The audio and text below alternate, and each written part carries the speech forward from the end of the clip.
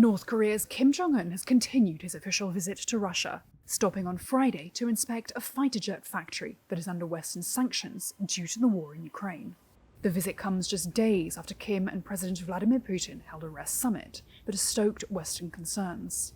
There is unease that a revived Moscow-Pyongyang axis could strengthen Russia's military in Ukraine and bolster Pyongyang's missile program.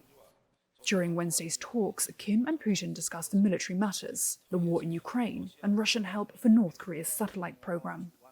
On Friday, South Korea and the United States said that military cooperation between the two countries was a violation of UN sanctions, and that the allies would ensure there is a price to pay. But it was not immediately clear what, if any, leverage the US and its Asian allies would have over either Russia or North Korea, both of which have close ties to China.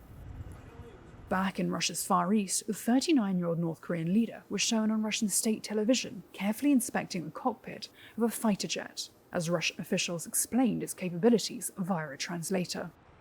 Russia has gone out of its way to publicize the visit and drop repeated hints about the prospect of military cooperation with North Korea, which was formed in 1948 with the backing of the Soviet Union. For Putin, who says Russia is locked in an existential battle with the West over Ukraine, courting Kim allows him to needle Washington and its Asian allies, while potentially securing a supply of artillery for his war in Ukraine. And it could give Kim access to some of Russia's sensitive missile and other technology. Washington has accused North Korea of providing arms to Russia, which has the world's biggest store of nuclear warheads, but it is unclear whether any deliveries have been made. Pyongyang and Moscow have denied that North Korea could supply arms to Russia.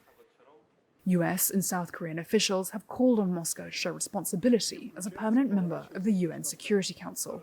There was no comment from either Kim or Putin on the US warnings, though Russian diplomats pushed back against the criticism. The Kremlin says it abides by UN sanctions, but that it has a right to develop neighbourly relations, including on sensitive topics.